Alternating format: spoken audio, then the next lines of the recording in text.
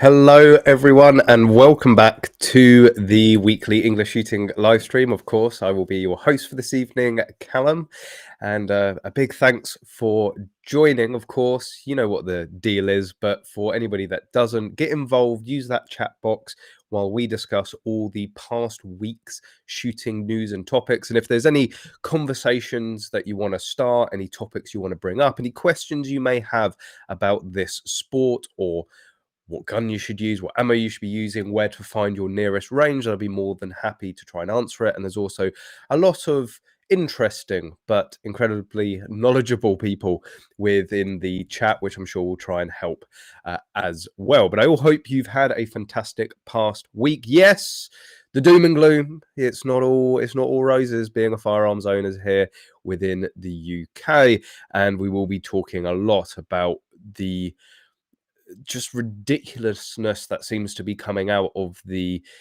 Canon or Plymouth shooting inquiry. We touched on it quite heavily towards the end of last stream, but I'm still not over what we discuss, and there's other things as well that have come to light. So we will be talking about that, because this ultimately massively affects every single firearms owner, anybody that wants to take part in lawful shooting sports here within the UK. Something needs to change, and it is when you start peeling back the layers and you see the historical errors and the historical recommendations. It's just absolutely unbelievable that we still find ourselves in this position. In other news, don't forget to hit that like and subscribe button. It does really help grow the channel and attract new people to it, and beat down the anti-gun YouTube algorithm. I said gun, therefore we're probably not going to get any shares now. So that's down to you. You've got to hit that like button. It only takes a second. And I'm trying something a little bit new. Some of you might have seen a little blip poke up earlier this week, because I'm using a new streaming software, and it allows me to do really funky stuff. Like, actually, oh no, that's the wrong one. I'm gonna have to watch that. Likes to jump, but I can show comments. And yes, I did do a video on how to use your Stiffy the other day. I'm an experienced Stiffy user. Self-confessed I am, or self-professed experts in stiffies, from the extra smalls up to the extra large.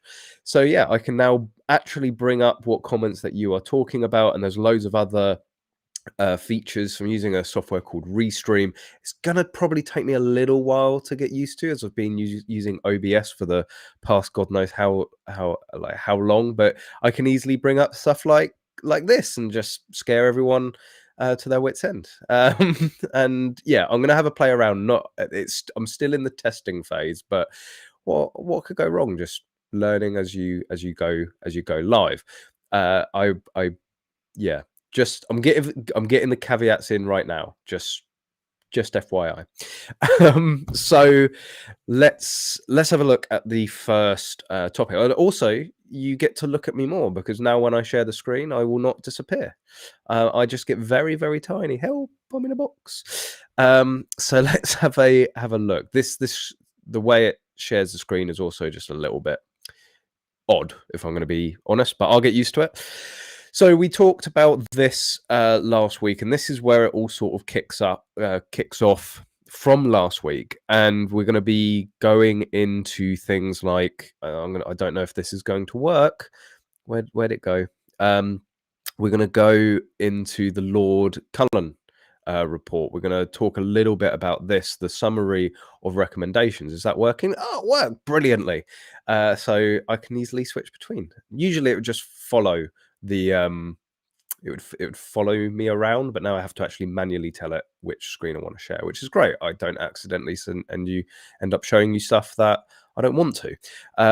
But yes, Lord Cullen, for those who may or may not know, very, very important report. This report has, in some respects, has shaped what shooting sports is within the UK today, and we're going to link a lot of that to the likes of this article here. So starting where we finished off last week, but Plymouth Shooting Inquest told of confusion in gun licensing unit.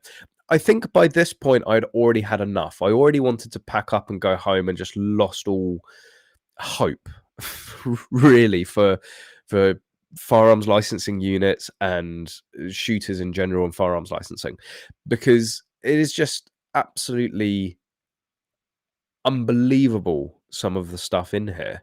So a man who shot 5 people dead will not be the only case of someone with a violent history being issued a shotgun license. An inquest heard. The inquest heard the supervisor of the firearms licensing unit did not know how to use a risk matrix used to assess applications. Devon and Cornwall Police Firearms Licensing Supervisor Stephen Carter told the inquest he had not been aware until the inquest of a section on the gun license application form relating to the risk matrix. It's just like, I'm pretty sure, if I remember, this guy, he had been in post for like 4 or 5 years. This isn't like just a newbie, right? This is someone that had been doing it for a very long time, and the risk matrix that they were meant to be using to tell them whether they should, I don't know, give a gun back to a potential mass murderer, they didn't even know it existed. And then it's what really does just beggars belief. I highlighted it, but now it's gone. So referring to firearms licensing unit staff not using the risk matrix to assess applications, Mr. Adamson said this was not just isolated individuals, was it? It was across the department. Yes, the entire department didn't know how to use a risk matrix. The inquest heard Mr. Carter did not receive any relevant... Oh, so Mr. Carter is actually the one that's been there for a really long time. There's another one that they... I think it was another article that we touched on. So he'd been there for decades, and yet he wasn't aware of the risk matrix. Like, how can you have a firearms licensing department that isn't even aware of the basic tools that they should be using? Like, what, like, how does that even happen? That's, what we want to get onto, where I'm heading, is training, education, funding for firearms licensing departments. But this is just such a fundamental, I think oversight is doing it a little bit of injustice, but not even know somebody that had been in the firearms licensing department for over 2 decades didn't know about this risk matrix. It's just, I'm loving this backwards and forth. It does mean I can't pick my nose when I'm screen sharing, although I could just turn my screen off and do that anyway. So you know what happens if I disappear. Anyway, the hearing was told Lord Cullen recommended that more stringent training for gun licensing staff in a public inquiry which followed the Dunblane massacre, in which 16 pupils and a teacher were killed. The jury heard the only training specific to firearms licensing given to Mr. Carter was a 2-day course in 1998. It's just, that's like just let that sink in. Probably one of the single greatest important areas or departments within a police force in regards to public safety, in regards to keeping the public safe, right? They always go on about it. Oh, this is the most important job we do, assessing suitability. And yet a senior member of a firearms licensing department that had been there for over 20 years hadn't received training. Like, it does just start to ask questions like, do the police actually take this seriously?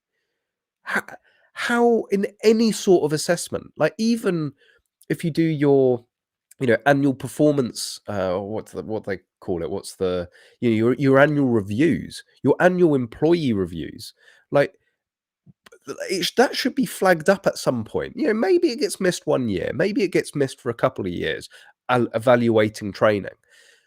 But to miss it for 20, that just goes, in my mind, so beyond incompetence or so beyond gross negligence. You're operating in one of the most important departments for public safety, and you don't think you think it's perfectly okay for them not to have any training for 20 years?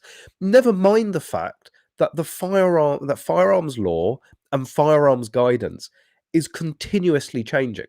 Like, even in the 10 years that I've been shooting regularly, there have been fairly large fundamental changes, and it's not like firearms law here within the UK is particularly easy to understand to begin with. So who's telling these people, or how are they training these people to keep up to speed? It all starts to make a lot more sense when they start. Um, your mic clips when you shout. I will adjust that. There we go. I'll turn it down a bit. Is that better? Uh, you know, it's who thinks they can get away with that? 20 years without, you know, you've ruined my flow, Daniel. I shouldn't have looked at your comment. It's just completely dumbfounding, the situation that we're in. That's right. That's where I was going. It's now starting to all make a lot more sense about the entire shutdown of firearms licensing that we've seen. Nothing really to do with COVID, nothing really to do with the new statutory guidance for assessing suitability. When Plymouth happened, I think every firearms licensing department sort of had a word with each other, and they were like, guys, have you been doing any training? No, you too? No. Crap. Like, they haven't. It's not been this uphill struggle to get to grips with the statutory guidance. It's them realizing actually how incompetent and negligent they have been with a fundamental upkeep of their own understanding and ability as a firearms licensing department. Now, I'm not going to say that that's across the board, across the country. There are still firearms licensing departments that are a shining example of what FLDs should be doing. They do regular training. They've taken on external companies. Not that I'm wholly comfortable with the genesis of that company, but they've actually taken on board training. They are, you know, the College of Policing is looking at training. They're looking at implementing this nationwide. But we had one of the largest tragedies within the UK revolving around guns, and one of the recommendations was more training. And yet 20 years later, there's departments like Devon and Cornwall, and there are going to be dozens and dozens of departments that just sort of, yeah, it's a back cupboard department. We're not going to really give any time or money or really look at. They're just going to sit there and you know, we give them the guidance, we give them the booklets, and then we can just leave it to themselves. Well, no wonder you have experts like Nick Doherty, right, a firearms specialist barrister, co-author of the Firearms Law Handbook, back in, you know, December. Now, granted, this was after Plymouth, and just realised I'm not screen sharing. Here we go. You know, we've seen this whole thing about firearms licensing warning, and time again we hear them say that they don't have enough resource, they don't have enough funds, they don't have the necessary training. It's like you've got all of these people left, right, and center screaming at firearms licensing departments, and yet they're just asleep at the wheel. And then you start to link it back to the likes of the Lord Cullen Report. Now, of course, this was the inquest, or the outcome of the inquest that was done after Dunblane. A very interesting thing, you know, so summary of recommendations. This is a huge document, 193 pages in total. Something that I clocked very quickly is summary of recommendations. Look at all these recommendations. Now, I haven't had a chance to go through and actually cross-reference what has been implemented, what hasn't. right? But you've got what a total of 28, a total of 28 recommendations there, and there's only one. Right, this is the main one. The availability of Section 1 firearms. Consideration should be given to restricting the availability of self-loading pistols and revolvers of any caliber which are held by individuals um, for use in target shooting, preferably by their disablement while they are not in use, either by the removal of the the cylinder, which is to be kept securely on the premises of an approved club, which the owner is a member of, or by a club official, to the fitting of a locked barrel block by a club official. Right, so that was the overall recommendation. Or, if such a system is not adopted, by banning the possession of such handguns by individual owners. So this is almost like a subsection of one of the recommendations, and yet this was the overall arching response from this inquest. This is what we saw: the banning of Section 1 handguns, the banning of handguns here within the UK. But then when you start to have a look at the other recommendations, let me find it. Because there's a lot, like, and I'm not really sure how much of this actually has been implemented. Number 3, I don't know what particular order that these were in, whether they are in order of importance, but firearm inquiry officers should be given as much training and guidance for their work as practical. This was the outcome of the inquest, where I think it was 16 children died, and their teacher, right? That's the third point. The third point in in these findings, in these recommendations. And yet we have senior firearms licensing members today that haven't had training in 20 years, right? Do you really think that Lord Cullen, when he wrote that, when he wrote to have, let me just double check the the wording, inquiry officers should be given as much training and guidance for their work as is practical? Do you think he meant a 2-day course and then for 20 years would have nothing? Right, like, what is going on? Does that seem to suggest that guidance and recommendations that came out of Dunblane had simply been forgotten? It would appear so, yes. Not just for a year or two, for 22 years, there's been nothing available to you. No, the inquest hearing continues. So they seem to forget about what I think is probably what we are seeing time and time again: a lack of resource, lack of training, lack of funding to firearms licensing departments. They're quite easy and willing to forget about the actual areas that are going to make a huge difference to public safety, the huge difference in having effective assessment of individual suitability, right? They quickly and easily forget about that. Can we not easily and forget about the banning of handguns that has achieved absolutely nothing?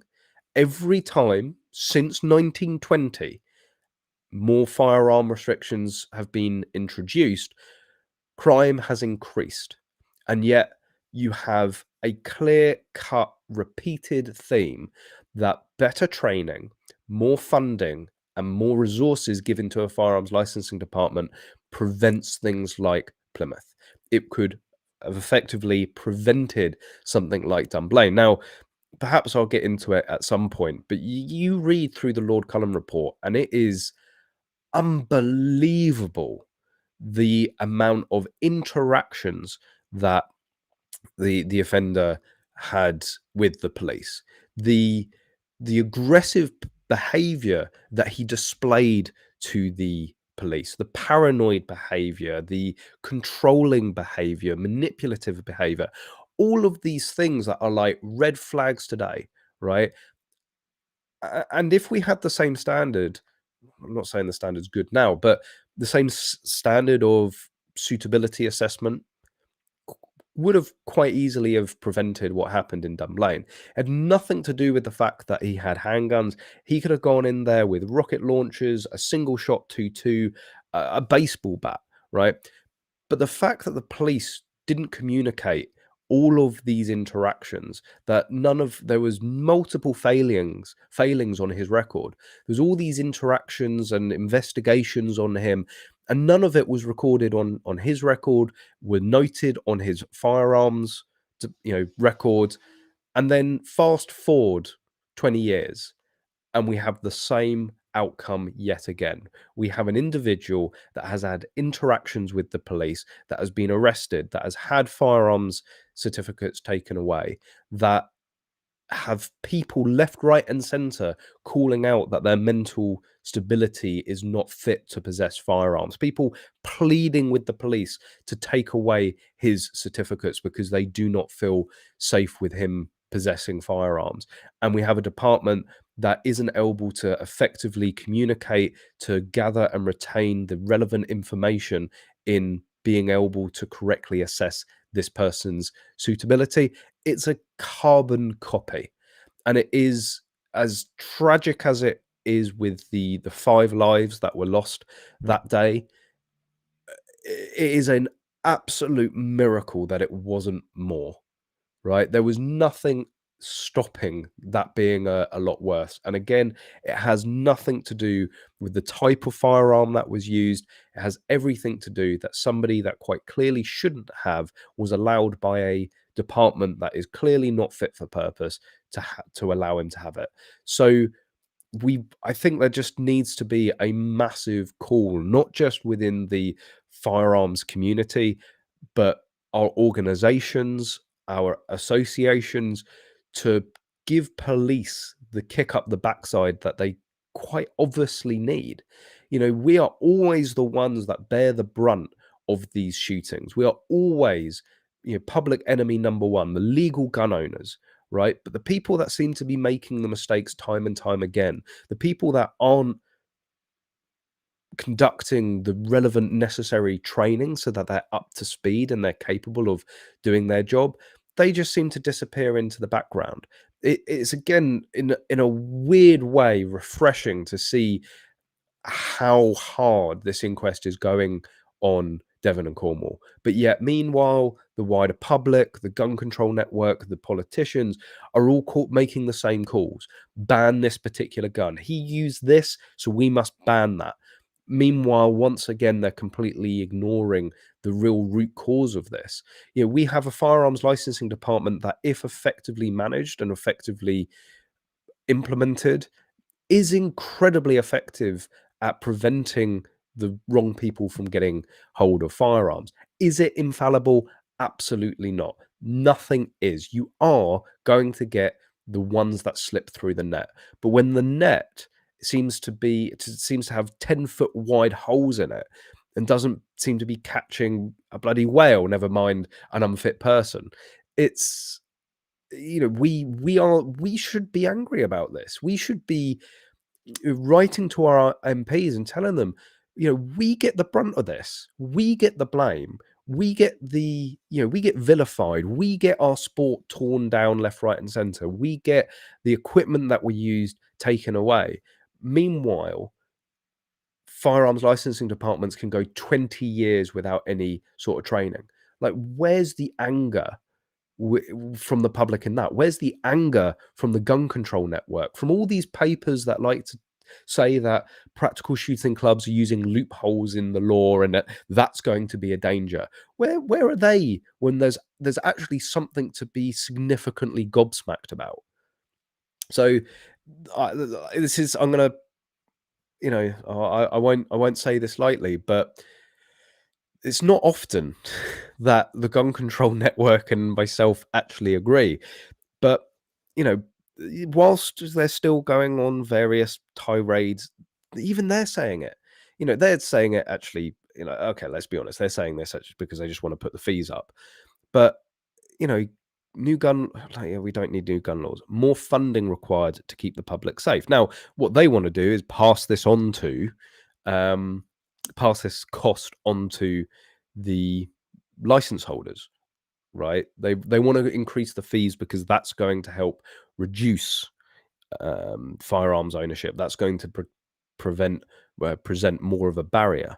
But they do touch on the Plymouth. The inquest into the Plymouth shooting of August 2021 heard that police didn't have the resources to consider carefully whether the shooter who killed 5 people was a suitable person to own a gun.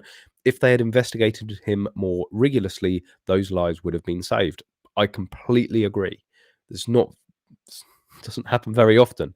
Time and time again, we see legal gun owners commit atrocities because the police have ignored warning signs and failed to take guns away from shooters, showing signs of mental instability or inappropriate behavior. On occasions, they have taken the guns away and then returned them because the process of revoking the license is too onerous and time consuming. Yeah, well, that's a little bit of bollocks. Labour leader cost has affirmed that more needs to be done. It's like they've actually, for once, sort of hit the nail on the head. You know, they haven't mentioned training here, but they've sort of actually got to like the valid point, roughly. And then it's like Labour leader Keir Starmer, ban the pump actions. It's like no, like in an article all about fun. Well, okay, it's about new laws, but even the gun control network are touching on that actually something probably needs to be done about the funding, probably needs to be done about the training if you're going to assume give them a little bit of a benefit of the doubt. And I don't think necessarily that training or that funding needs to come from an increased fee, that it needs to come from the lawful gun owners. What chief officers of police need to do is effectively manage the resources that they have. If a firearms licensing department needs more money, they need to give it more money. They need to stop trying and running these departments on a shoestring budget, because this is what we see when you do that. I don't know. I still don't think I've fully processed. I think I said last week I knew it would be bad. I knew from that first day and first interview with the chief of police, I knew it was going to be bad. But never in my wildest dreams did I, or not dreams, but never would my wildest imagination ever start to even touch on that we have a system that is potentially this broken. And it's not about the laws, it's not about the framework that's there. That's all really good. The assessing suitability, the firearms licensing process as it's intended to be, it works. They just need to do it. Like they've got it right in front of them. What they need is somebody to give them a kick up the backside and tell them that they need to have to be an FEO. It is a statutory requirement that you have annual testing, annual training.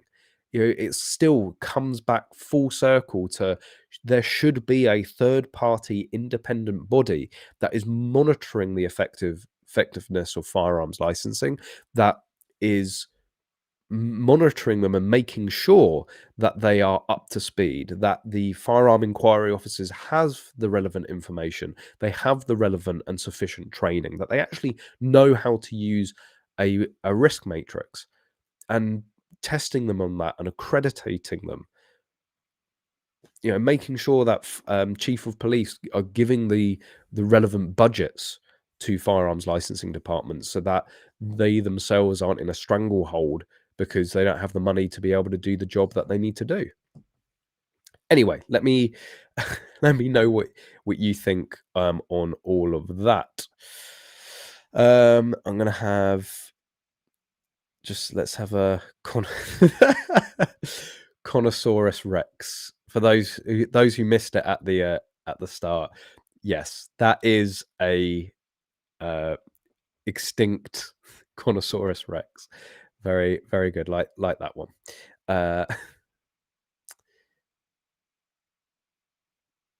Rick B.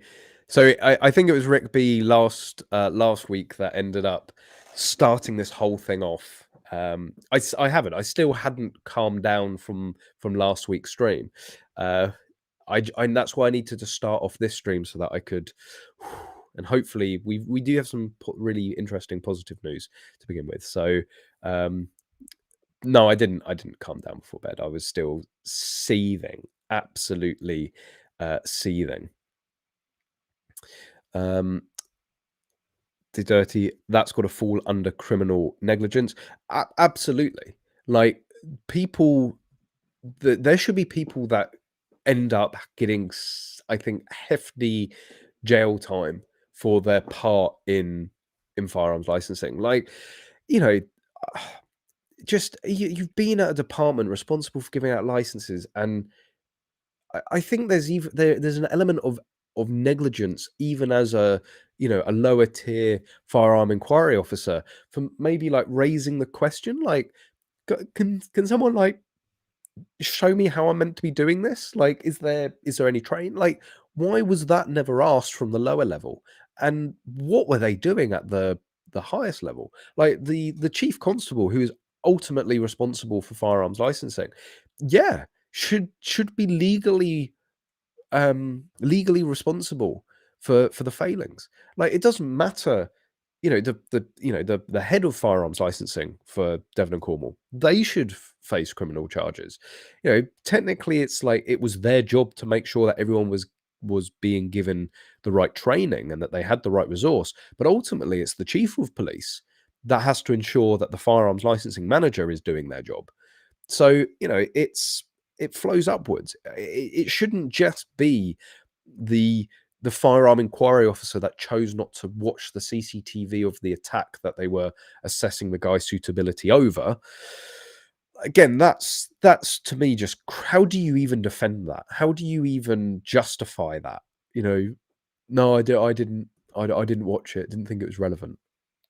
Like, what? Like, I'm sorry. Are you mentally deficient? Like, it's, so, the FEO to some degree should have a level of responsibility, but then ultimately it trickles up the manager, the chief constable, and you're damn right they should face some sort of punishment, because look at all the stuff we're having to deal with now with the gun control network and Luke Pollard and Keir Starmer and um the whatever it is it the Daily Register up in Scotland? Everyone that's now attacking our sport because of this, because of their failings. Like, when do we get to sue them? Right? We lose pump action shotguns. Like, I hold them responsible. I hold the people that didn't do their job, and everything was fine with pump actions until they decided to allow an obvious somebody that was obviously insane to have one.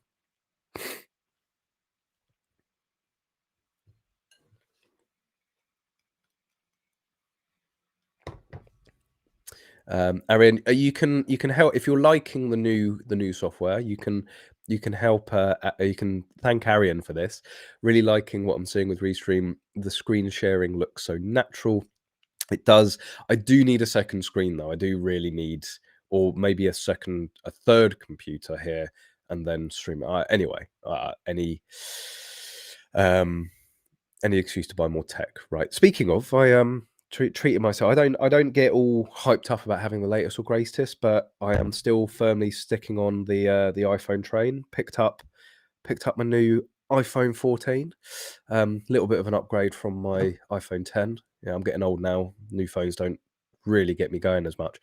Uh, someone's Sean Miller. What does an FEO get paid per year? If I remember rightly, it's in the region, a full-time FEO position. I think it's in the region of 20 to 30,000 from memory. There have been positions advertised previously. It's not the best paid job in the world, despite the effective responsibility that they have. But then you have to remember that, back on to ultimate liability and responsibility, the FEO does not make the final call. The FEO doesn't say whether, well, they don't make the call of who should and who shouldn't have a firearm or shotgun certificate. They write reports and they give recommendations. Ultimately, it is the chief of police that has to sign off on every single application, every Well, not necessarily every single variation, but every single renewal, every single application, they will be heavily influenced by an FEO. But an FEO is basically a little bit of an investigator, like an admin clerk. They're there to go and collate everything and put it in one presentable folder so that they can hand it to the firearms licensing manager, or they can hand it directly to the chief constable so they can go, this is what I think about this guy. And the chief constable is going to look at that, and they are going to take that into account. If they think, oh yeah, Shady Bob, he's fine, he's a right old good, despite the name, he's a right old good lad. I'd give him a firearms certificate, and then the FEO comes in and goes, yeah, but Shady Bob's got swastikas all over his house. Okay, yeah, that's a significant point, And my recommendation as an FEO is that you don't give this person that is quite clearly a nutter a gun. The chief of police is going to go, yeah, I'll agree with you on that one. And that's the relationship that they have. So they don't technically have the highest level of responsibility in it, but they obviously play a very key part. But it's effectively sort of a bit of a police officer role slash a bit of an admin assistant. I can't imagine banning handguns. That's insane. Welcome to the UK, or welcome to Great Britain. There we go, because you can have handguns in Northern Ireland. Like, what's that about? David Kiddle confirming actually to Sean Miller 30k. So apparently, Hampshire FEOs are paid 30 grand a year. Very good. Don't forget the mileage as well. I'm sure there's a pretty penny made on their mileage expenses. We're not going to get into the whole death penalty discussion. I'm sorry. That is not what we're here for.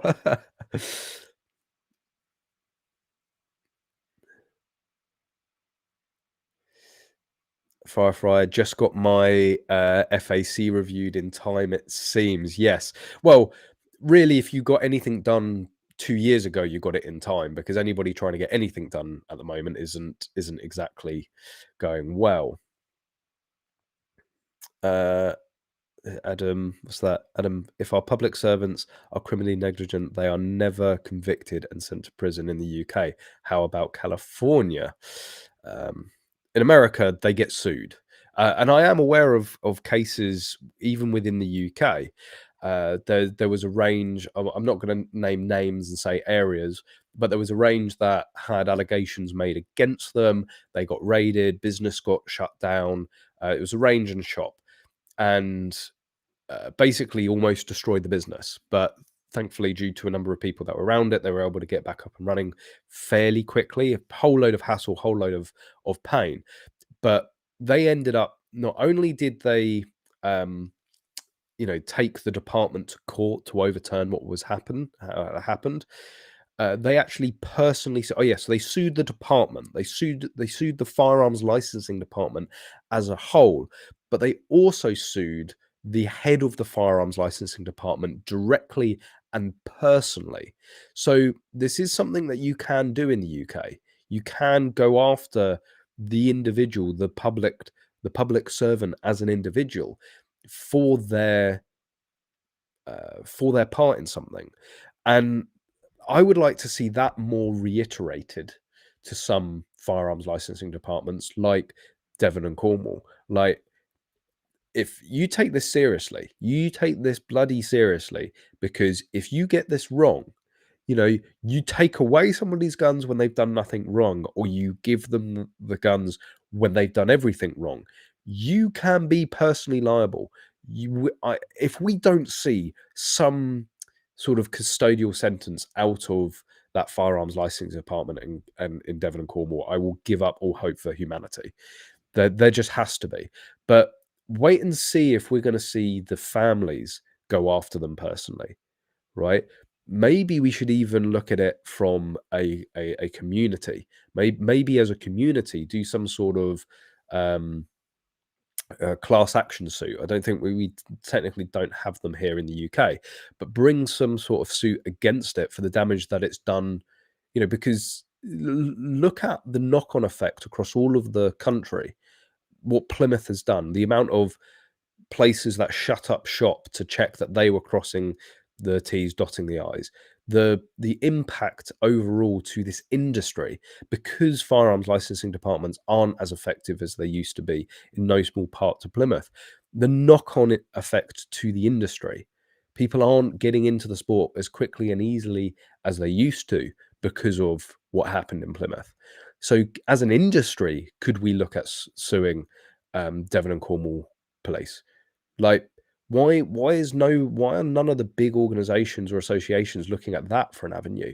Like, can you imagine the message that would send if there was going to be any way that we could get an independent third party to monitor firearms licensing, if we were ever going to shift it away from the police?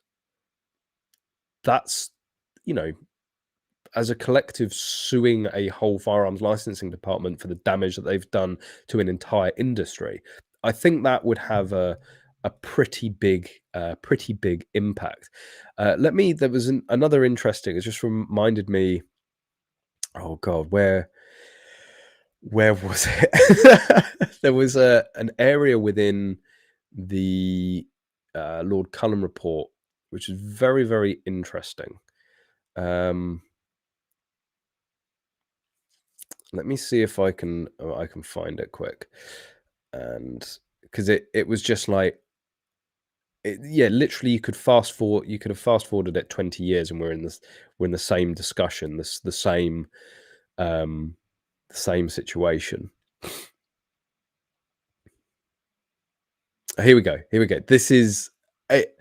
It is crazy that we are quite literally back in the same situation. So back onto the share this tab instead. Does that automatically switch over? No, it doesn't. That's good to know. I didn't know if it did that. So this is again a segment from the Lord Cullen Report, the certification system relating to Section 1 firearms. So introduction. In this chapter, I'll consider a number of aspects of the certification system. In March 1992, the Home Office published a consultation paper with proposals for a single national licensing authority for firearms in Great Britain, a firearms control board. This would have been run by civilians and taken over from the police the responsibilities for certificates, registration, and other licensing work. The Home Office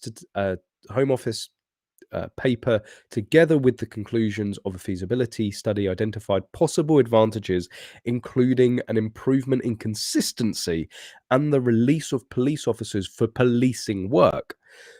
But obviously, as we know, it didn't happen. So, back 30 years ago,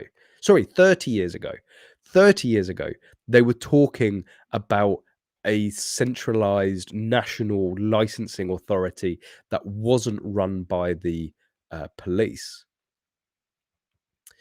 After examining responses and undertaking a further feasibility study, the government announced in July 1994 that it would not proceed with the proposal. The second feasibility study concluded that it might improve the quality of service to shooters and bring greater consistency to decision making, but it was clear that the amount and the cost of work involved in setting it up and running was substantially higher than the levels envisioned in 1992. The running costs would be higher than those of the existing system. In addition, there was a need for continued police involvement in firearms licensing and liaison with the licensing authority. There was a risk of duplication of effort. Like, it's just frankly unbelievable. Back in 1994, they identified that a central national licensing department away from the police would might improve the quality of service to shooters and bring greater consistency to decision making. Like, it's like literally for the last 2 years, we've been going on about this, right? For the last 2 years, we've been going on about greater consistency across firearms licensing department, like better service to firearms owners. Back in 1994, they were having this exact same discussion, and yet we find ourselves back here. It's it's like it doesn't take a genius that actually like screw the costs, right? We do not have an effective system at the moment. We do not have a consistent system, and yet they've identified that it would work. They identified this 30 years ago, and yet nobody is pushing forward for that. Like, just wait for the official report on the inquest in Plymouth for the shooting in Plymouth to come back with the exact same recommendations, and in 30 years we'll have another Plymouth, we'll have another Dunblane, another Hungerford, and they'll be going, "Oh, is there anything what we can do?" And whatever guns are left at that point, they just ban them. You know, it's like I'm laughing, but I'm dying inside. Like this is very, this is like if I wasn't laughing, I'd be crying. Like it's unbelievable. 30 years ago, they were talking about this. The suggestion of a firearms control board was renewed at the inquiry. The BSSC, the British Shooting Sports Council, maintained that there were a case for taking the administration of licensing procedure, if not also decision making, away from the police, leaving them to be involved in the supply and interpretation of intelligence about applicants and holders. Like that's what the police are there for, right? The police are there to do to obtain intelligence, to actually go out there and find and see if somebody's suitable. But in terms of doing all the admin, issuing variations, doing the paperwork, right? It's like I'm gonna cry. The Shooters Rights Association maintained that the Home Office had misrepresented the costs. Well, oh, where have we heard that one before? The association's proposal were intended to simplify and streamline the licensing system so that it could be used as an intelligence gathering system. The police would carry out the inspection process in rural areas, and the work would be put out to tender in urban areas. Uh, it's unbelievable how just how close we are to that. But anyway, no, I'll carry on. Carry on with you guys. Penultimate Ninja. I don't think the UK system as it currently stands works at all. It puts off normal people who would like to. I've just realised I need to probably sit up higher so I don't have it on my chin. It puts off normal people who would like to own guns, but fails to filter out the nutters. That's the exact opposite of its purpose. Again, when you say the currently as it stands, what you mean is it's not what it's meant to be. Like, I think everybody from every side can agree that firearms licensing is not where it should be, right? Where it isn't where what it should be doing. What they are doing isn't what they're meant to be doing. So my whole point about the system, the guidance, the suitability guidance, the law guidance, the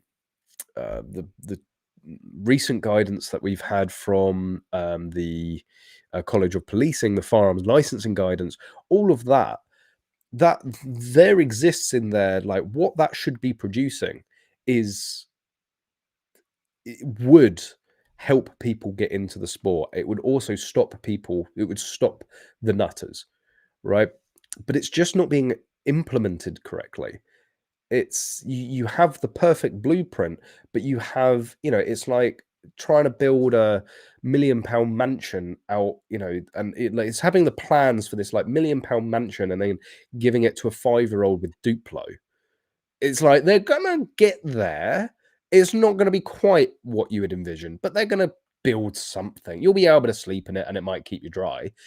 But, and that's what's happened. They have the recipe, they have the plan, and the current plan, I think, works. The current plan, that's why you can see places like Surrey. We'll get onto this. Places like Surrey, for the most part, that is a very streamlined system. You can have like 2-week grants. There are places within the UK that they are implementing the plan of firearms licensing to a T, and you are getting people, that you submit an application, and then 2 weeks later you're talking to FREO, and then 2 weeks after that your licenses hit the door, right? It's the departments like Devon and Cornwall that aren't doing their job properly that is creating a barrier to new people, um that is giving guns out to the nutters. Everything within the guidance, there was more than enough within the guidance to prevent the guy that committed Plymouth from having his licenses in the first place, never mind being given them back. So it's about the implementation of that guidance that needs to be better, and that requires training, and training requires funding. So yeah, I think we can, with the frameworks that's there, if it's implemented correctly, it would do its job. Third party, talk about conflict of interest. Third party independent body made up of FAC holders. So this is something I think every FEO should be a certificate holder, right? Because first of all, then they've been through the process, right? That's going to give them an instant understanding of what process everybody else is going through. And the FEO should be able to obtain a firearms certificate if they're the ones then going out there and obtaining information about somebody's suitability, right? You want people that can pass that test themselves, never mind, then giving it out to other people. I do think there needs to be more involvement. Yes, it's a huge conflict of interest. It's why you can't have an RFD being a reference on your firearm or shotgun certificate application, because it's like, of course, every gun dealer, with a brain between their ears is gonna, be a reference to somebody getting a license, because it's like, well, it's another customer, isn't it? I help you out, you help me out. But yeah, I think FAC holders and the likes of our associations, the BSSC, they do need to have more input into the system. And perhaps that builds an element of, again, a third party independent body needs to be an independent of both the shooting industry and the police. But there needs to be more involvement, because nobody knows this system better than us, right? Nobody knows this system better than the associations, better than the BSSC, better than firearm certificate holders, right? So lean on that experience.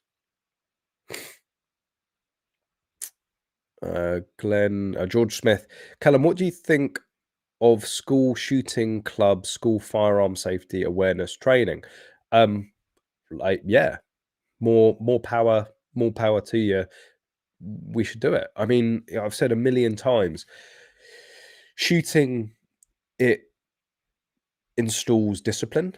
It teaches discipline, it teaches respect, and it gives responsibility. Like, discipline, respect, and responsibility, I think, are, I'm going to sound like an old man now, but they are three core elements, I think, very much missing from a lot of our youth today, right? So we have something that gives you instant responsibility. It gives you something, right? Actually, somebody's trusting me here, right? And that's a very big step for a lot of broken youths, for lack of a better phrase, right? So they're instantly given responsibility, they're giving trust, right? That then gives them the opportunity to step up to the plate. That gives them something to maintain, right?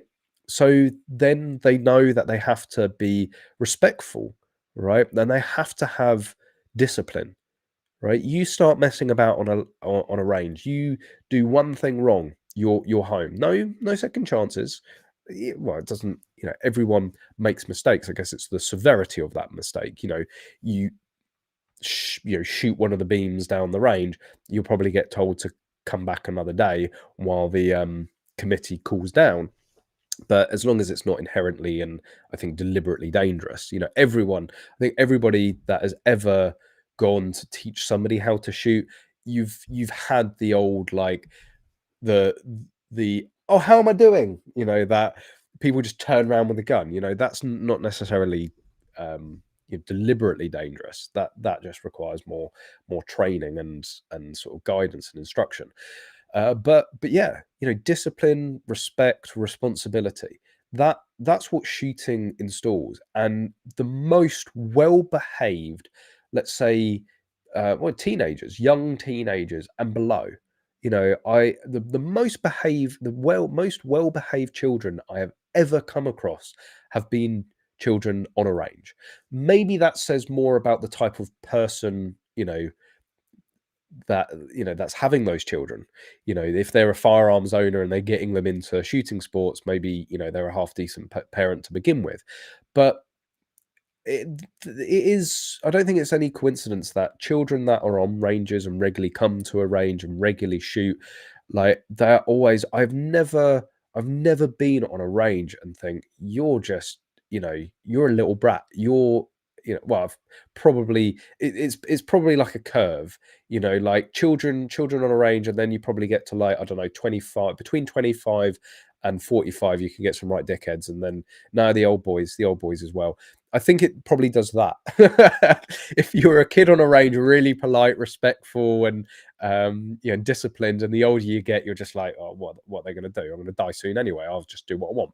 So, but no, my main point is, I don't think that's a coincidence that if you come across children on a range, a live range, they are usually very polite, they're very respectful, they have good discipline, and they are given that responsibility, and they rise to the occasion, because that's why you don't see kids messing about on a range, because they don't last very long on a range if they're messing about. So yeah, I think it would be a very interesting study to see, behave. You take two similar schools, and then you get one to do shooting and firearms training and stuff like that, and you get, compare it to a similar school without, and see what sort of effect it has on it. Just wait. Just got my SGC after 5 months waiting. 5 months certainly at the moment is not a long time at all. But congratulations. I hope you enjoy your shopping. Um, this one I see come up all the time. They have the money to turn panda cars into rainbow billboards. Yes, that's right. Maybe less time painting your car like a rainbow, and more time and money training your firearm inquiry officers. Get your priorities. Evening, Chris. Thanks for joining. Calm down, Callum. Woo-sa. Yeah, I need that occasionally, don't I? Happy English Shooting just bin the MacBook. Uh, I have a MacBook update. All the Windows you lose. Freudian slip there. Users leave the building. Mac's just brilliant with their self-protection features. But Apple got a slap on the wrist ages ago about throttling the performance of phones because their batteries are rubbish. I am a full Mac fanboy. I'm sat here in front of three Apple devices. They sneak up on me. I might have more. Three Apple devices. I'm a Mac fanboy to the Mac. An Apple fanboy to the max. But their batteries have always been their weakest point, especially in the MacBooks, right? But what they did on their phone is, when your batteries started to lose performance, instead of maybe making the batteries better, they just performance throttle your phone, planned obsolescence, and all of that. When they were found out, what they did with the Mac is they put a battery protection feature, which throttles the performance of your battery to maintain performance of the Mac. So basically, if you're pushing your Mac too hard, it throttles the battery so it can maintain the performance without damaging the battery.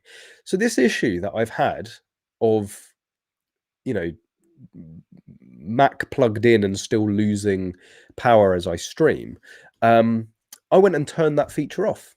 And this is the least power I've ever lost an hour into a stream. I'm down at 84%. I could go for hours. And on that note, we've got over 100 people watching. Thank you. If you've just joined, you don't know what you're in for. But we've only got 53 likes. So if you're watching and not liking, why are you watching? So hit that like button. Make sure you're subscribed because we do this every single week, and I'm only going to get slicker with this new restream. I know Arian was going to be right, but don't tell him that, even though he's probably watching.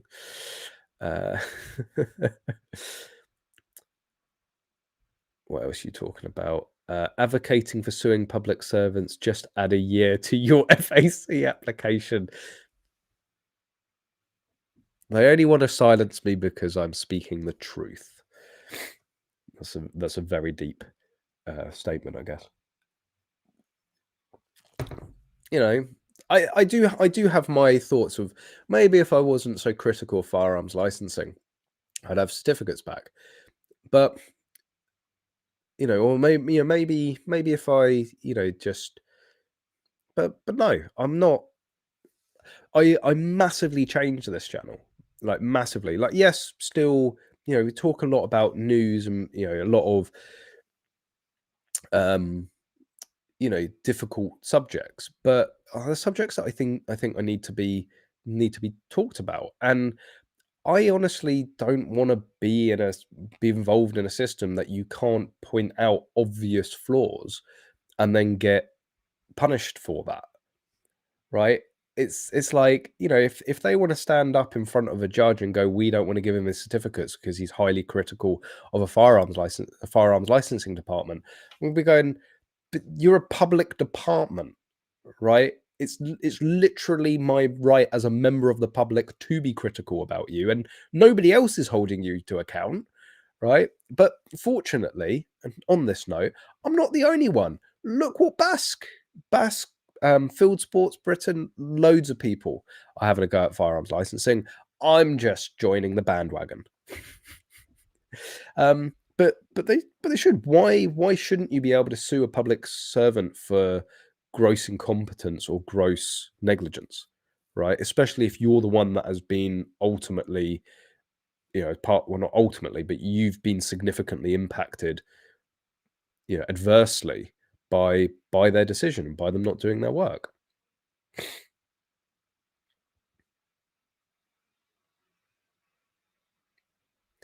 I don't know if this is strictly true, but Dunblane, the perp, was investigated 3 times. Last one, the investigator was a chief inspector who recommended permanent revocation, was overturned by deputy assistant chief constable, and was allowed to retire with pension. Yes, I've spent a bit of time within the Lord Cullen Report recently, and yeah, there is a whole section where there is an officer saying, like, we should take away his certificates, and they were like, no, because he hasn't actually committed a crime. I mean, like, again, how things have changed.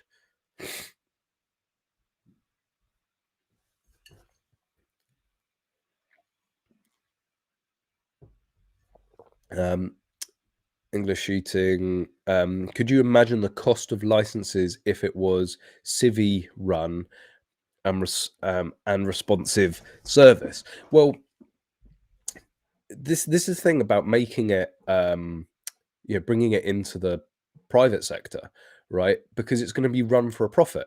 I have absolutely no issue with that. If, you know, again, they're running it for a profit, so they're going to make it as efficient as possible. They're going to want to turn around applications as quickly as possible because time is money. And they're going to streamline the shit out of it. So I still think it being, you know, the police are always going to have to be involved in some degree, but then we already have privatized firearm licensing department. G4S is already responsible for the firearms licensing departments of at least 3 different police forces. So, and they are some, and surprise, surprise, they are some of the highest performing police firearms licensing departments within the country.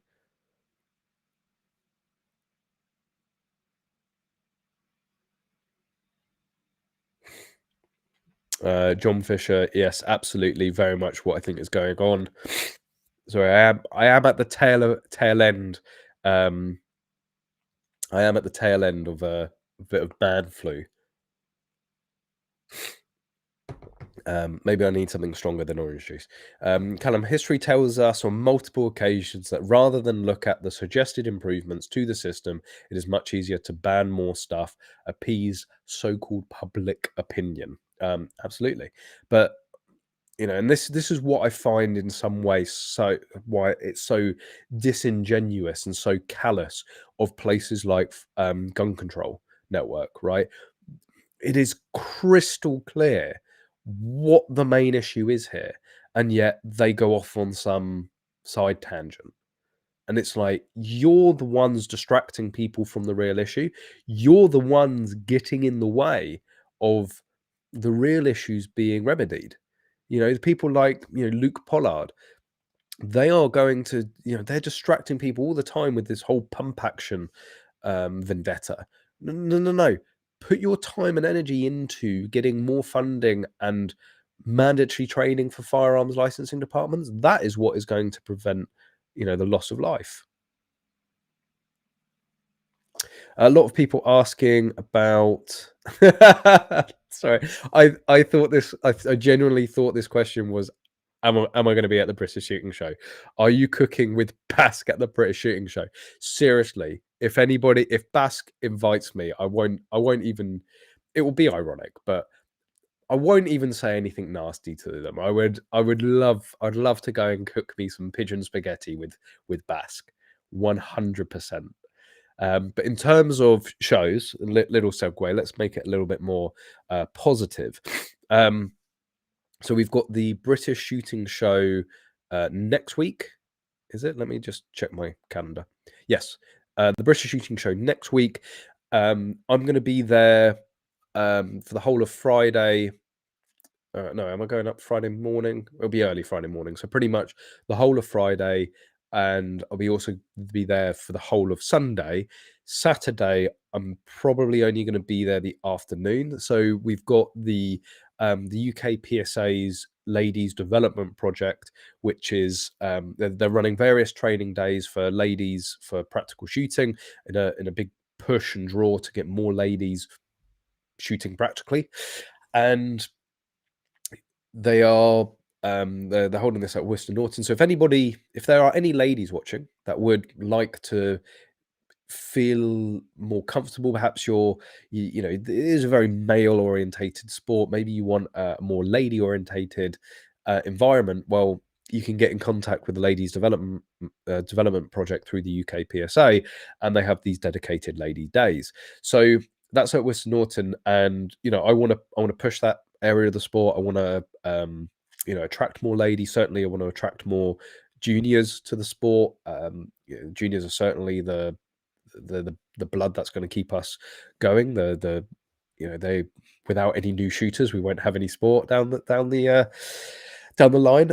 So I'm going to be going and filming with the Ladies Development Project on that Saturday. So literally up to Birmingham, there for the Friday, then down on the Saturday to the development, and then back into the show on the Saturday. So I'm still going to be there for a good 2.5 days, and I think I only did the Saturday and Sunday last year anyway. So I'm going to be doing more than I did last year, and a big shout out to the British Shooting Show.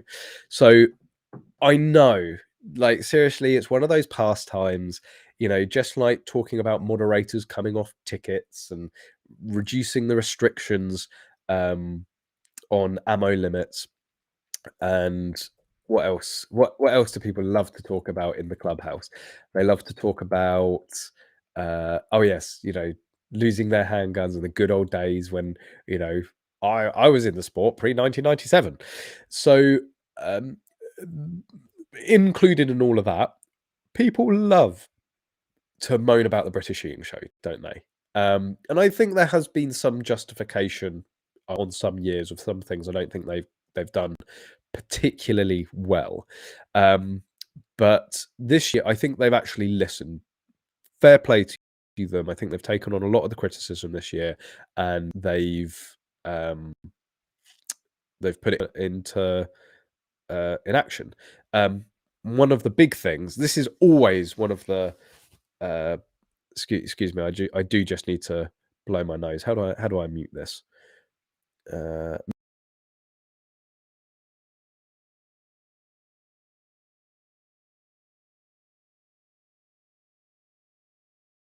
Maybe I should have turned my camera off as well.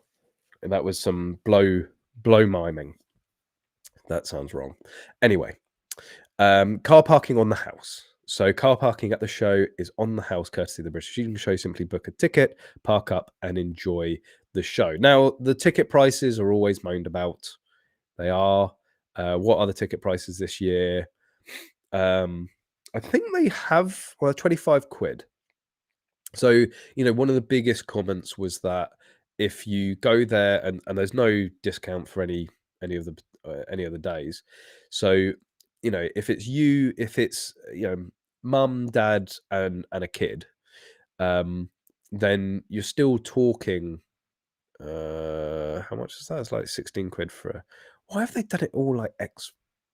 Man, I'll just put it in. Let's go, mum, dad, and two kids. A lot of people are saying, by the time you've put petrol in the car, by the time you've bought lunch and all that, you're looking at 150 quid. But it's an NEC show.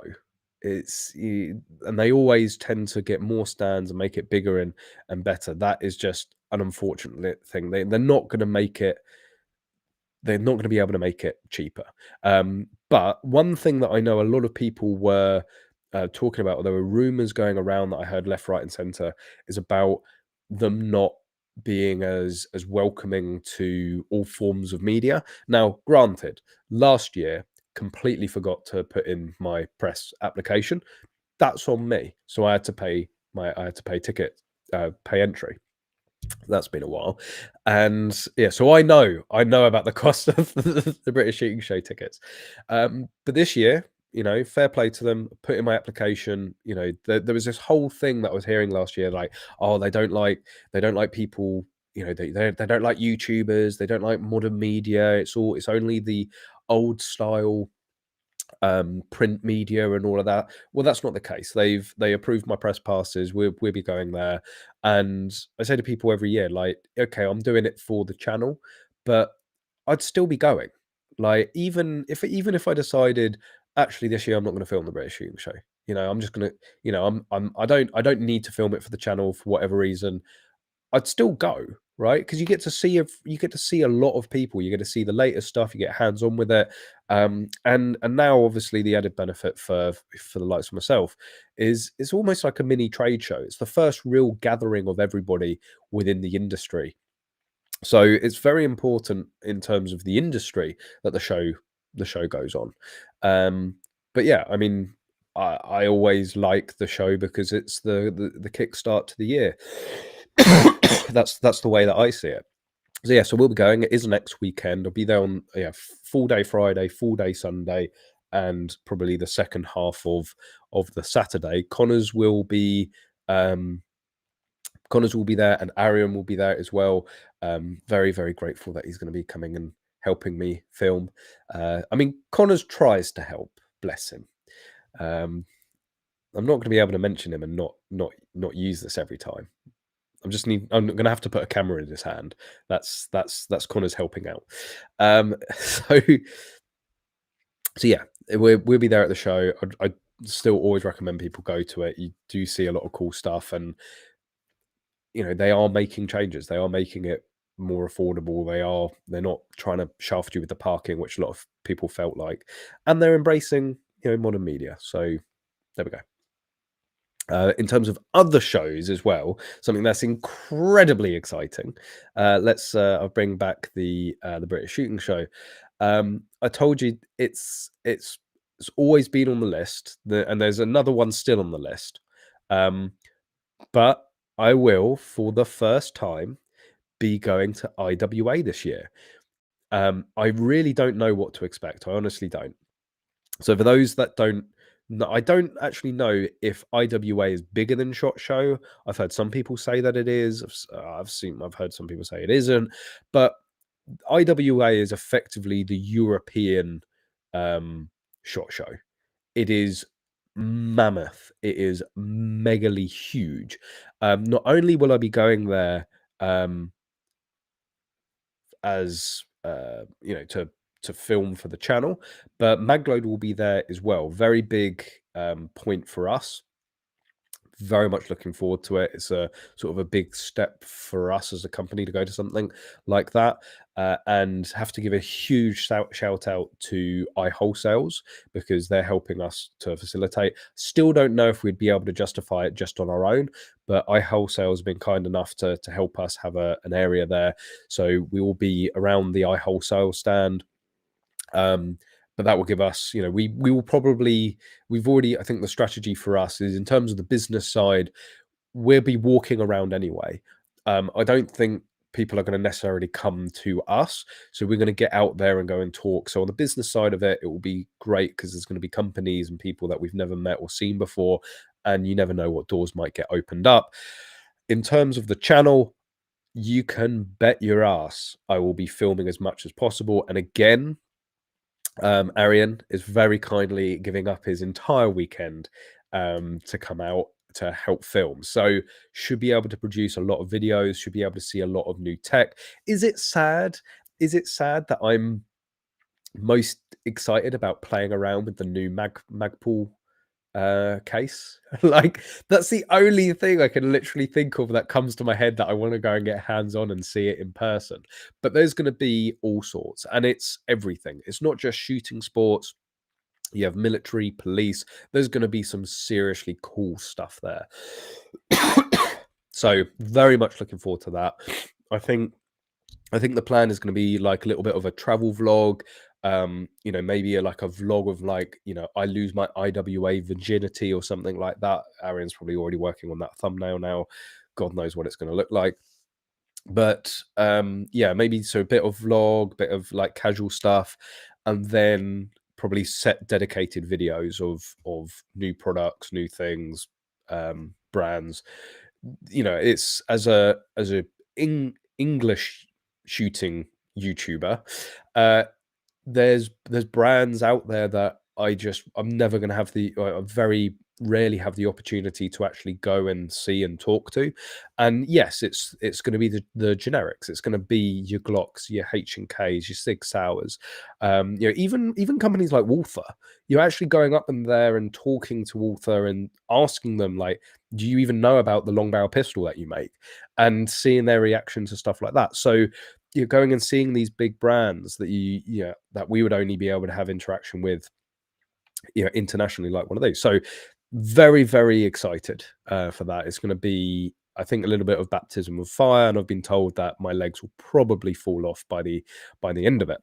In terms of other events, and this is open for everyone. If you want to come down and turn back on my screen sharing, a range which I have a lot of respect for, and I know instantly people are going to start asking the question. Yes, Double Juice are back open, and not only are they back open, but they have a guest day this Saturday. So Magload will be there, Connors and I will be there on Saturday at the guest day. Otto, and I believe Prem as well, but the Cotswold Classic Arms crew will be there. I think Guncraft, let me go and turn that off a sec and go and actually have a look at Double Juice's website. Let's because they've been posting about who's coming. So let me share this. Why do people always message me when I'm on stream, you're gonna get what's the word? I want to say zonked, but it's not zonked, is it? So who's going? So obviously Magload, we will be up there. Who's at MTech Hearing, Guncraft. So if you want to see the 22WMR that they do, they're going to be there. Ruag Ammo Tech are going to be there. Whole range of brands. Got Cotswold Classic Arms going.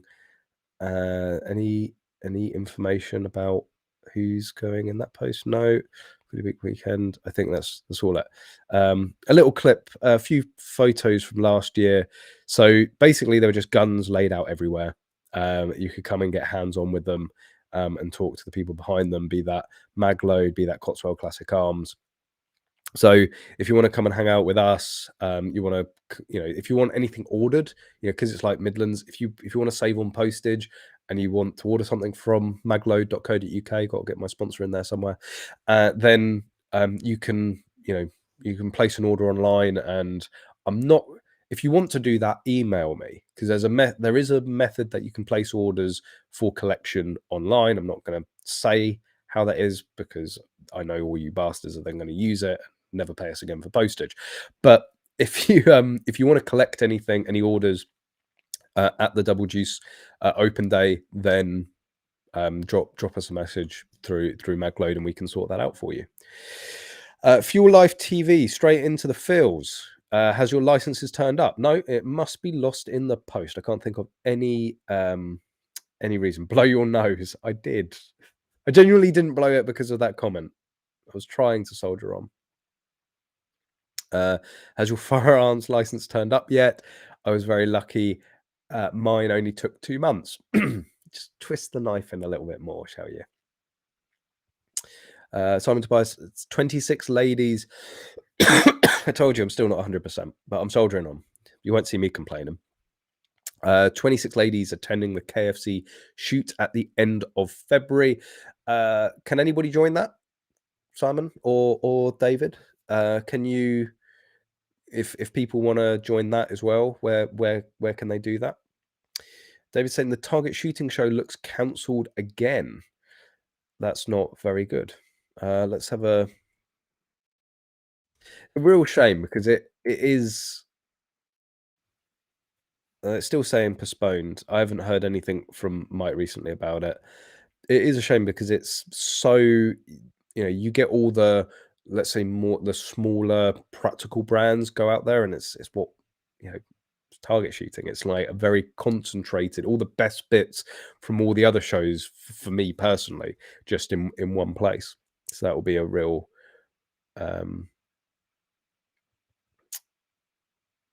real shame.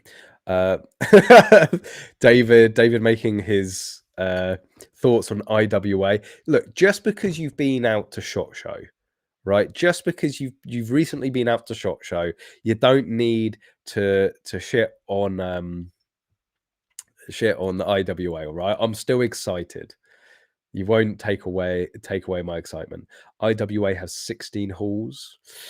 Trade only, yes, it is. Unfortunately, trade and media.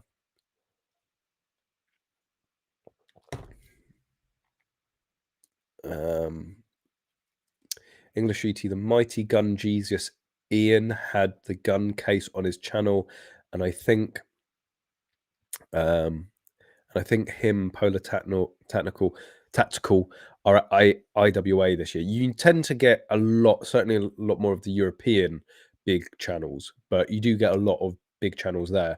I might have to fangirl all over them. Doxed, that's what I meant. What did I say? I don't even remember. I prefer target focus. I prefer the target focus. A shame it is. If it's cancelled again, sounds like that's the end of the Target shooting show. Yeah, which would be a real shame. I don't know how financially it went the last year that it ran, but I have a feeling that with COVID and lockdown and all of that, there was a big financial hit taken, as I think a lot of the shows did. So it's a shame.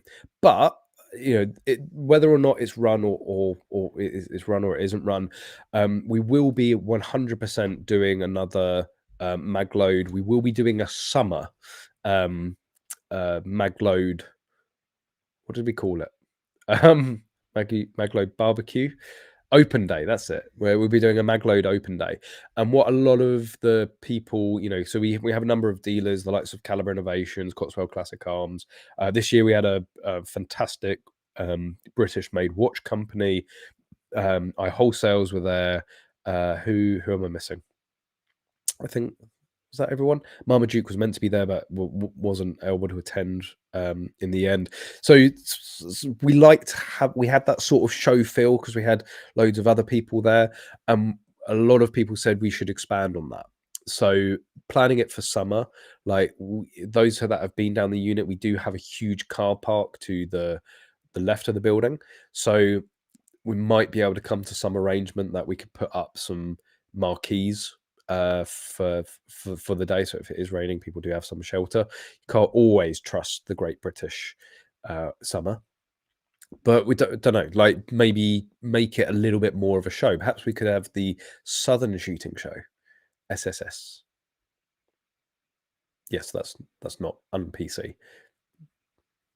Definitely needs to be maintained to 3 S's. Don't want to lose that third one.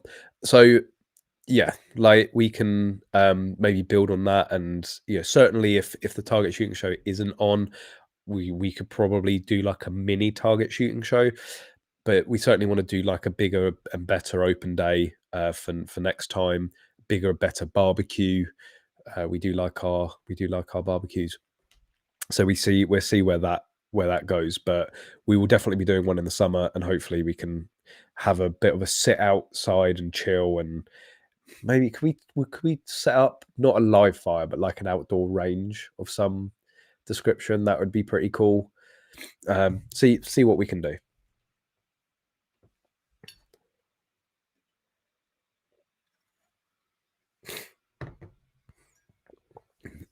Crypto Sam, can you chamber 22 LR in a 22 WMR? Holding my tongue regarding that abbreviation, SSS. What am I missing on that one? Can you chamber 22 LR in 22W in a 22 WMR rifle? And in your opinion, if you have shot one, how accurate was it? How accurate is a 22 WMR rifle, or how accurate is a 22 LR chambered in a 22 WMR rifle? So a 22 LR is going to fit, but I don't know if it's necessarily going to fire, and I don't know if you necessarily would want to. I don't know. That's probably for somebody that knows a little bit more about firearms than me on the technical side of it.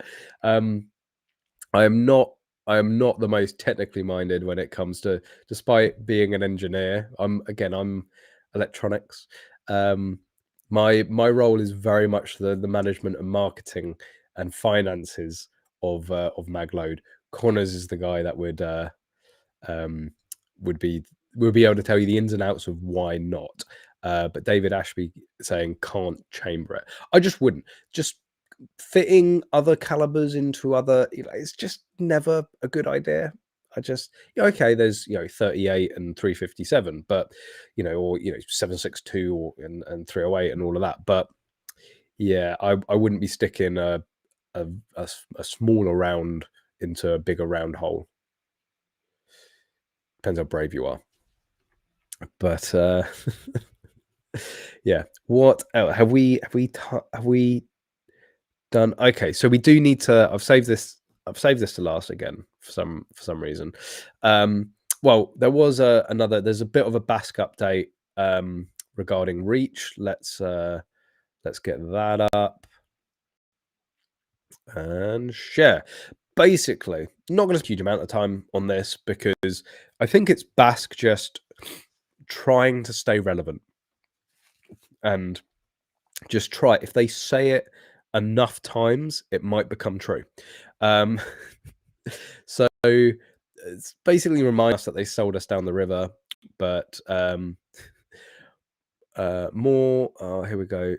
That was the okay. More revolution than evolution. Change has been imposed on shooting through legislation. So when staring down the barrel of a change in the law, if you pardon the pun, and mounting evidence of environmental health risks of lead, is it better to fight stubbornly until forced to budge? Yes. Or get ahead of the curve. This was the tough decision faced by Nine Shooting Organisation when together we called, again, without actually liaising with any of the manufacturers or the rest of the industry, we called for a voluntary transition away from lead shot and single-use plastics for live quarry shooting and shotguns. BASC remains wholly committed to this voluntary transition and believe it remains a far more favourable route than legislation. It was a move taken in consideration of wildlife, the environment, and to ensure a market for the healthiest game products at home and abroad. So I love that they're like, we've done this because what we don't want is to have this forced upon us. We don't want to be told to transition. So we're going to transition away and not be stubborn and get ahead of the curve. And then, oh, wait, fast forward to 6th of May 2022, the Health and Safety Executive HSC released its Annex 15 dossier on the restriction of lead ammunition under the guise of UK reach. The dossier went significantly further than the voluntary transition by proposing an outright ban on the use of lead gunshot and lead rifle ammunition, including those in historic arms and all air guns. It contained only a limited number of derogations for the continued use of lead shots in licensed circumstances. So basically, what you've just really highlighted here is that this whole attempt to voluntary transition just did absolutely nothing, and we've still ended up in a situation where we're going to probably be a lot worse off if we'd have done absolutely nothing and stuck to our guns and fought it stubbornly. That's basically how I read this. I might be biased, but in terms of BASC's position, so they've said in coming weeks, BASC will publish several articles giving an overview of each technical report and our subsequent proposal to HSC. This should have been given to us months ago, if I'm going to be completely honest. And they go over their where they stand, which hasn't changed. I mean, it's not really news. It doesn't tell us anything different, but it gives us an opportunity to once again point out the monumental cock up that BASC and the other organizations made by making quite literally a seismic shifting decision about the industry without actually consulting the industry that they were going to seismically shift. That pretty much sums up what happened there with this voluntary transition, and it hasn't worked. So yeah, all those members lost, all that membership fee lost for what? Oh yeah, that's right, to sell more game we can make more money that way, but we won't get into that. So there's that, and obviously very, very, very big news. Not going to necessarily. I'm not going to get into the nitty gritty of it. I'm just going to speak in it more generalized. Is obviously the recent shooting that happened this week in Epsom. Now, never, the gun control network's motto: never let a good mass shooting go to waste. Not really a mass shooting, but never let a shooting go to waste. Epsom College murder suicide suspect should have been refused gun license campaigners say. Now, okay, we called it very early on with Plymouth, but that was a very, very different case to this, right? It's not for the gun control network to come out a couple of days after and to start making these claims, literally dancing already on the not even dug graves of these people, right, to push their misguided, misinformed agenda. The gun control network wants close family members who live with firearms licensing applicants to be involved in the licensing decision, as they would be able to say whether they have any concerns about their state of mind. Oh wait, you mean like it says within the new suitability guidances? So it's, yes, that's already a thing. The police already will look at family members and partners and involve them if they feel it necessary. So they don't even know what the law is. They don't even know what the actual guidance is. Tougher gun laws are needed in the UK. No, no. Again, we've just spent most of the stream talking about the real issue here is training. Don't distract it. Don't distract from the real issue here. Tougher gun laws are needed in the UK to ensure people like the man accused of the Epsom College double murder suicide cannot get firearms license. Cannot get a firearms license. A campaign group says George Pattinson is suspected of shooting his wife Emma, 45, dead at her home in the college in Surrey before killing their 7-year-old daughter in the early hours of Sunday morning. Police believe he then killed himself with the same gun. 3 days before the shooting, like, everyone's getting really hung up on this, right? 3 days before the shooting, the accountant had spoken to Surrey police on the phone about his firearms license to notify them of his new address. Now, like, the gun control, they haven't directly come out and say it, but the way that they're fixating on this, like every news article, it's like, oh, they should have known. They should have known just by speaking to him on the phone that in 3 days he would murder him, kill himself and kill his wife and daughter. Like, it was literally a routine phone call to say, I've moved address. You need to know about this. Cool. What's your new address? Brill. Right. We'll get you an updated certificate out. Right. This isn't, it's not an interview. It's not any sort of assessment. Routine, run of the mill call. And everyone's like, oh, they should have known just by speaking to him. You could just hear it in somebody's voice 3 days before they go and start murdering people. This call was said to be routine. Well, what do you mean? This call was said to be routine, but obviously had far more sinister undertones. And police had no concerns about him having a firearms license. But the campaign group, the Gun Control Network, says that an incident of domestic violence back in 2016 should have ensured he was not allowed to have a license, right? So you're thinking, oh, this incident of domestic violence back in 2016, what horrific thing did he do that would automatically exclude him from being able to be a firearms certificate, a shotgun certificate holder? In May 2020, in May 2016, Mr. Patterson had called the police saying his wife had slapped him around the face. So sorry, the gun control network wants it so that if a firearms owner is attacked, they end up losing their licenses, and that's it forever. Somebody slaps you across the face, and then that makes you suddenly unsuitable to have a firearm certificate or a shotgun certificate. Like, what are they smoking? He called the police a second time, asked them to not visit. He said he had overreacted. Police did visit, and Mrs. Patterson was arrested on suspicion of common assault. So again, like, your partner gets arrested, but then you can never have a firearm or shotgun certificate again. And she was questioned and later released without charge. It is reported that the police were told the couple. It is reported the police were told the couple was suffering from marriage problems at the time. So I carry on. The Gun Control Network says this should have been a red flag for the police. Now, I think going back to 2016, I can make that small. That's brilliant. I'll come back to that in a sec.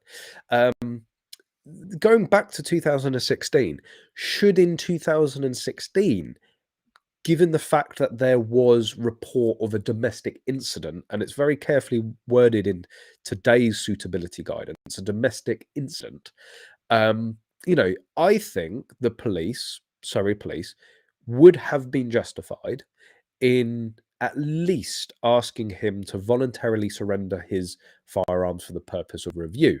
Not just because he's been slapped, but if it had been reported that they were having marriage difficulties and they're combined with this, this alleged assault and her being arrested, like, we could end up, I'm like, advocating going down the slippery slope of just people sneezing in the wrong direction and getting their certificates revoked. But I don't think they certainly wouldn't have been outside of the guidance to have revoked his certificates at that point. I don't think they would have had strong enough case to do it, but maybe ask him to voluntary surrender. But that's back in 2016, right? So let's say that they had enough to be able to revoke his certificates, and they did, right? That was 7 years ago, right? Within 7 years, like, he would have reapplied, got his certificates back. 7 years is a very long time. I'm not saying that everybody can get their certificates back in 7 years, but for an incident like that, even if he'd have lost his certificates over it, which I think is actually grossly unfair. You're attacked, she gets arrested, you lose your certificates. Like, sorry, I'm not, as a certificate holder, I'm not allowed to be a victim. Like, anyway, but that was 7 years ago. He would have come back round full circle and still got his shotgun certificate. You look at that couple. She is the headmistress of a prestigious college. They live next to a prestigious college with a shooting range on it, right? From the outside looking in, and for probably all of the digging that the police could have done, they would have seen like the perfect, family, right? Actually, successful, high achieving, living the idyllic life in Surrey. And I think, unfortunately, whilst the gun control network wants to jump on it quickly, and knowing what Surrey firearms licensing is like, and yes, we're going to have to wait until there's all the review and potential inquest and all of that. So I'll put myself out there. But knowing what Surrey's firearms licensing is like, I don't think there's necessarily anything that could have been done differently to prevent that. And this is why I said earlier, there's no firearms licensing system that is going to 100% prevent the loss of all life. You know what I'm trying to say. Just like living is dangerous, right? Living leads to death, right? People go schizo and they drive cars on pavements. People go schizo and they pick up kitchen knives or Stanley knives and slash each other to death. People can kick and punch each other to death, right? And there is an element of, every now and then, it is going to be utterly unpreventable when a tragic incident happens like this. Now, perhaps some more, financial investigation might have revealed that he was under more stress and financial issues. And that's something that they have brought into the new suitability guidance. Perhaps there could have been some warning signs there. But to say something 7 years ago, where nobody was actually charged with it, the complaint was withdrawn, and the complaint wasn't even against him, to say that is the sort of level that should disbar somebody from being a certificate holder, that's absolutely insane. You are quite literally, for sneezing in the wrong direction, going to be losing your certificates. And I do think that, not that they are ever going to, but organizations like the Gun Control Network need to accept that people can do really shitty things, right? And that can happen with a gun, that can happen with a knife, that can happen with a car, that can happen, there are, he didn't go on a, yes, it's incredibly tragic. She, the wife lost her life, and the child as well lost their lives. But he didn't go on some just murderous rampage across the school or across, this was, they use in France, they use sort of like the act of passion in a way. I know it's not in that exact situation, um, but you remove the gun from that situation, would they still be alive? Probably not.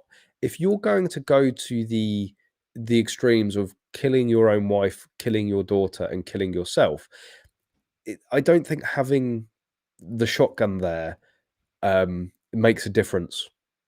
Like, left, right, or center, right? You've still got kitchen knives, you've still got baseball bats. He could have got them all into the car and driven them off of a cliff, right? He was just in a what you can assume a murderous rage, or was so depressed that he just wanted to end everything and take his wife and child with him. And that, I think, there needs to be a level of acceptance on the likes of the gun control. Yeah, I know this is insane, even suggesting it, but it wouldn't have mattered, in my opinion. From what we know so far, it is far that we certainly don't know enough, and it is far too easy to start jumping to conclusions like this could have easily have been prevented.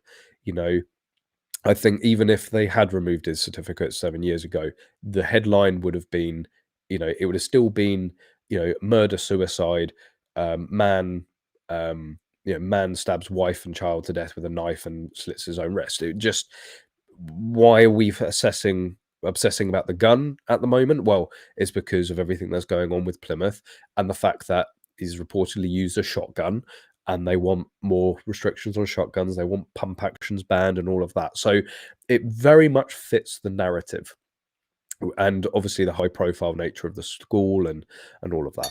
So yes, that's my thing on that's my opinion on that. What are you guys saying? Andy Carlos, thanks again for the stream. Well, thank you very much for joining. Anthony, if they banned all firearms in the UK and there was another mass shooting event, will they come after X shooters? Yes, we need to ban anybody with any sort of knowledge of firearms. Callum, completely off topic. I forgot. I need to show these comments. Completely off topic. Is there a go-to source for finding shooting ranges and seeing what facilities they have?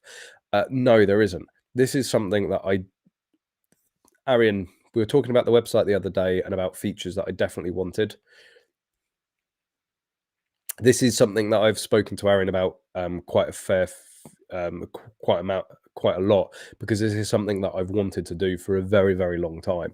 I know Discord does have a bit of a shooting map, so maybe go and head into Discord. Let me get the invite link.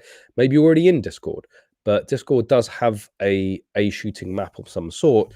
But no, there isn't. I mean, the UK PSA has a map of all the practical clubs or all of its club affiliations, but yeah, the NRA used to have a big long list of addresses, but again, not really about facilities.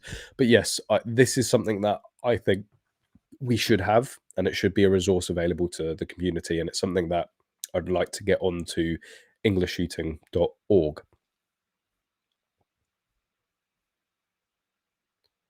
There is a map on Discord with very good map that shows facilities. There we go. So go and check out Discord via that link.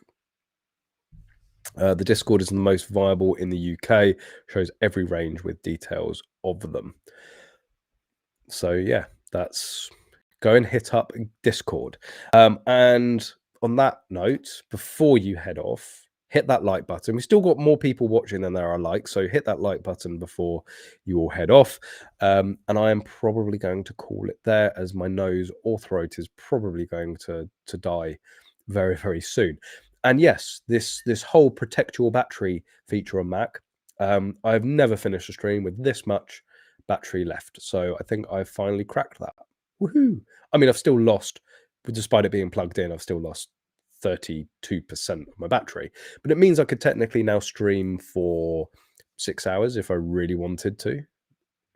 you know, inflict that on you. Arian, the new, this is news to me. The new ES website will be available in the coming months with a map. But yeah, so yeah, again, just a recap: British Shooting Show next weekend, double juice firing range open day this Saturday. I hope I see some of you, all of you, at both of those. Now, I'm going to give you a caveat. Well, I still don't know exactly how long this takes to cut out the stream, so I might be sat here with a silly face for a long time. But yes, thanks everyone for. If I click the end stream, does it give me a warning? We're going to see. We're going to find this out together. I tried this the other night, but I can't remember. But thanks everyone. I hope any feedback. But actually, before you all go, any feedback about Restream? Is the quality any better? Sound any better? Do you like the graphics and screen sharing and all of that? Or do you want me to go back to OBS? Whatever you think about the new streaming software that I'm using. I'm very impressed with it. There's a couple of things I'm going to have to do to change my setup to completely optimize it, but we will get there.